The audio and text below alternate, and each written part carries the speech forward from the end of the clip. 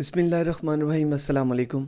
ناظرین، خبر یہ ہے کہ سعودی عرب نے تبلیغی جماعت پر پابندی عائد کر دی ہے۔ سعودی عرب کے minister of Islamic affair doctor Abdul Latif نے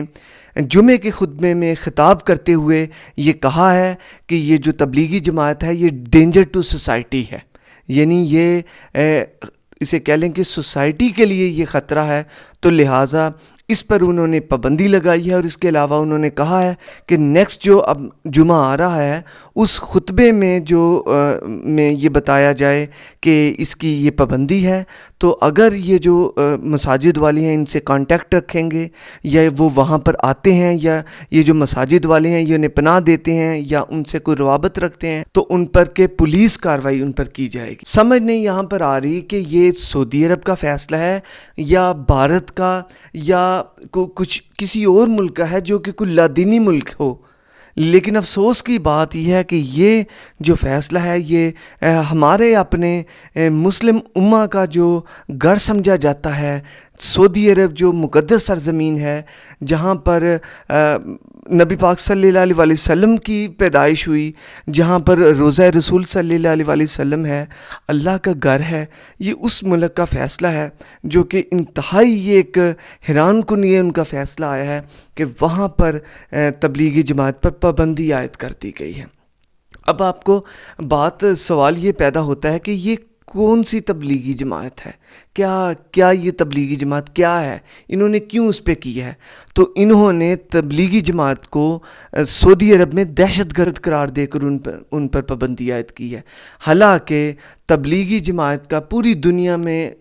زبردست ورک چل رہا ہے اور بہت سارے لوگ اس سے جو نان مسلم ہیں، خواتین و حضرات ہیں دوسرے ممالک کے، وہ جوگ در جوگ اسلام قبول کر رہے ہیں، وہ اسلامی تعلیمات کو دیکھتے ہیں ان تبلیغی جماعت والوں کے ساتھیوں کی، جب وہ ان کی زندگی دیکھتے ہیں اور ان کی سمپلسٹی دیکھتے ہیں، ان کی آنیسٹی دیکھتے ہیں، تو جب وہ دیکھتے ہیں تو انہیں ایک اسلام کا ایک اچھا چہرہ نظر آتا ہے۔ اور یہ جو اسلام کا یہ جو دین اسلام ہے، یہ دین محمد صلی اللہ علیہ وسلم ہے، اور محمد صلی اللہ علیہ وسلم تو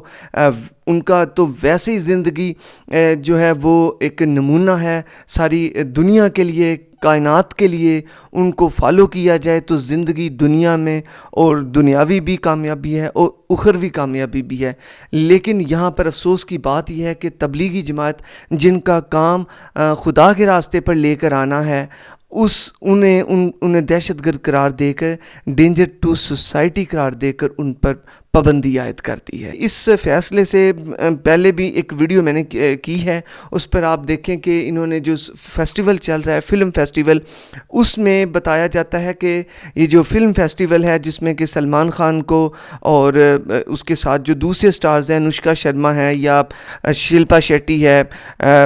اس کے علاوہ جو کچھ سنگر ہیں یا دوسرے جو لوگ ہیں انہیں بلایا گیا ہے۔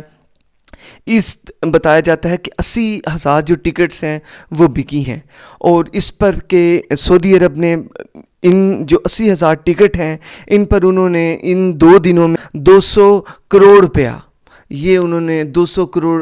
روپیہ پاکستانی یہ انہوں نے کمایا ہے، اور یہ آپ دیکھیں کتنی ہیوج اماؤنٹ ہے۔ تو صرف یہ ان 2 دنوں میں اور یہ کمانے کی ادھر سے یہ کمایا ہے، اور ساتھ ہی یہ پابندی لگا دی گئی ہے اسلام کے جو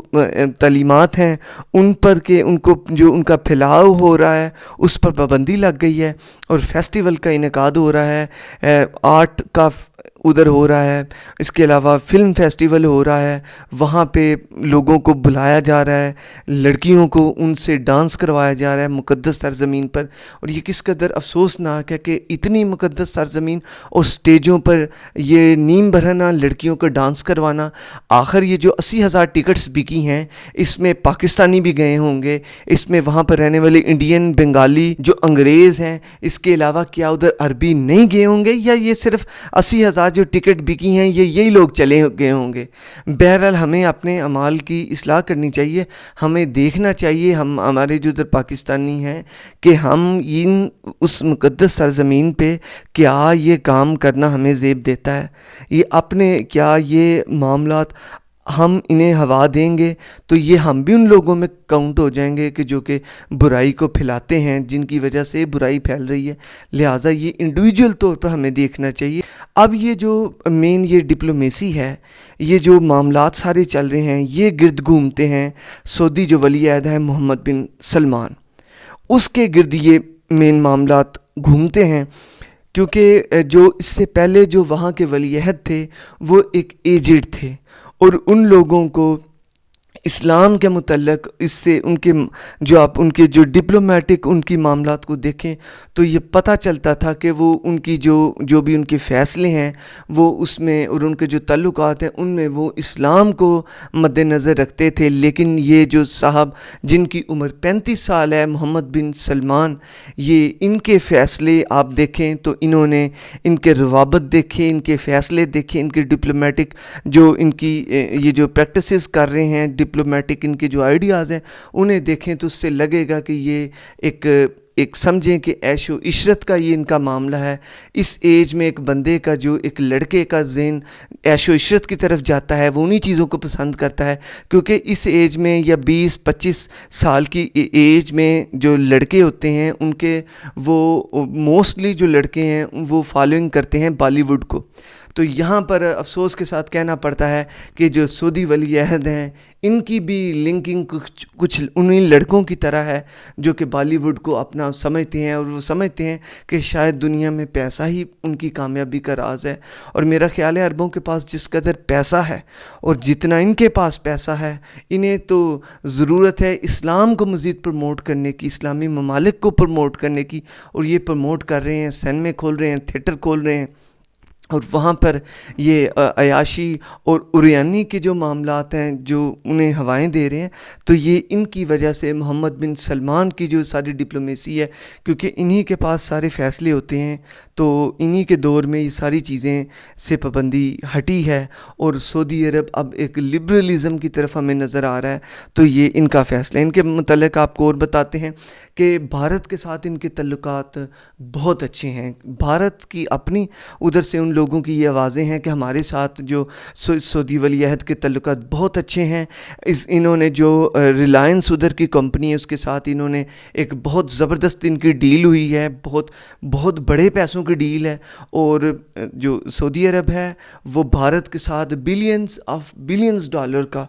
ان کے ساتھ وہ ٹریڈ ہو رہی ہے، انویسٹمنٹ ان کی ہوئی ہے، آپس میں ان کی انویسٹمنٹ ہے، بزنسز ہیں. تو یہ آپ دیکھیں کہ مطلب یہ ہے کہ جب ان کے ساتھ سارے معاملات ہیں تو ان